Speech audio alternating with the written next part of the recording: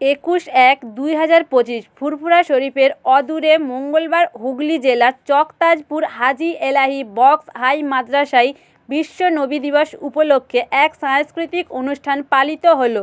মাদ্রাসার ছাত্রছাত্রীদের মধ্যে গজল, কেরাত, কুইজ ইত্যাদি বিষয়ে প্রতিযোগিতা করা হয়। প্রথম, দ্বিতীয়, তৃতীয় স্থানাধিকারীদের বিশেষ পুরস্কারে পুরস্কৃত করা হয়। মাদ্রাসার প্রধান শিক্ষক শেখ মুহাম্মদ সামাদ সাহেব আন্তরিকভাবে সবসময় চান ছাত্রদের প্রতিভার বিকাশ ঘটুক। প্রধান বক্তা হিসেবে উপস্থিত ছিলেন অল বেঙ্গল মাইনরিটি অ্যাসোসিয়েশনের সভাপতি ও ফুরফুরা শরীফের ভূমিপুত্র হাফেজ মাওলানা আবু আফজাল জিন্নাহ। বক্তব্যে নবী পাকের আদর্শ মানবিকতা তুলে ধরেন, যাতে করে আগাম প্রজন্মের ছেলেমেয়েরা মানবীয় গুণে গুণান্বিত হয়। বর্তমান সময়ে লক্ষ্য করা যাচ্ছে মানুষ যেন হজরত মুহাম্মদ সাল্লাল্লাহু আলাইহি ওয়াসাল্লামের দেখানো পথ থেকে অনেক যোজন দূরে সরে যাচ্ছে।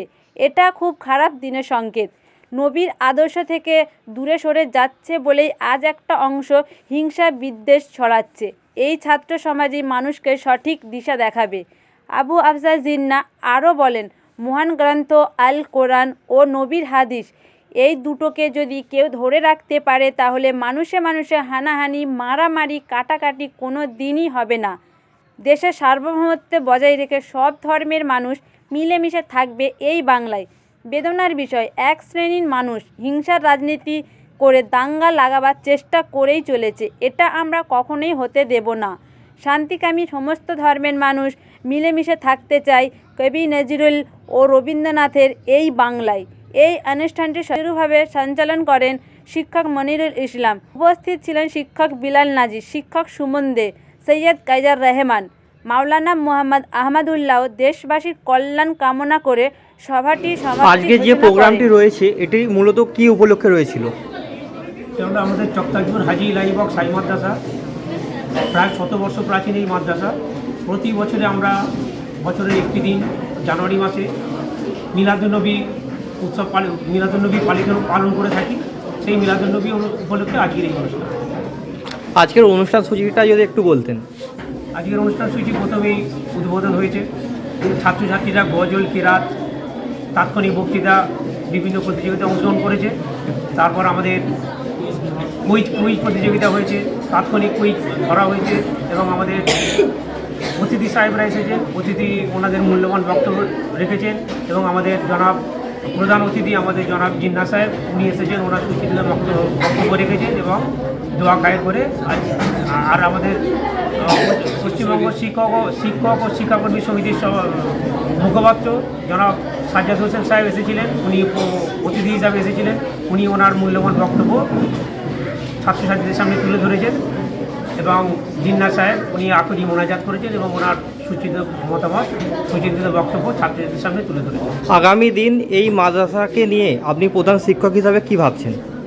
আগামী দিন এই মাদ্রাসা পশ্চিমবঙ্গের অন্যান্য শিক্ষা প্রতিষ্ঠানের মতো সুনামের সঙ্গে এগিয়ে যাবে।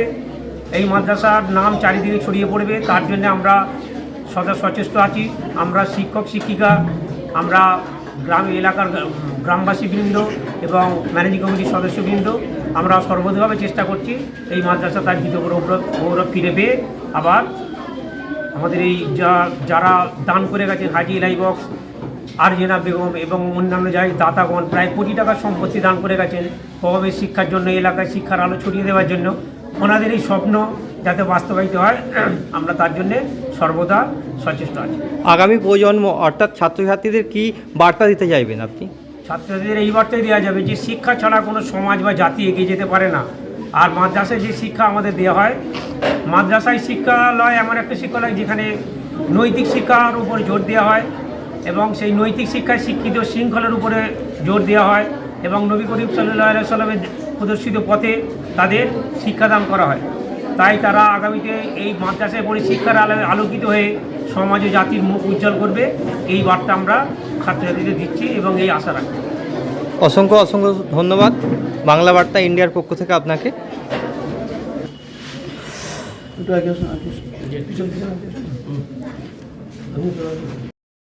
এই মাদ্রাসার যে প্রোগ্রামটি রয়েছে এবং আপনি এখানে অতিথি হিসেবে এসেছেন এবং আপনার কি মতামত আছে সেটা যদি বলতেন।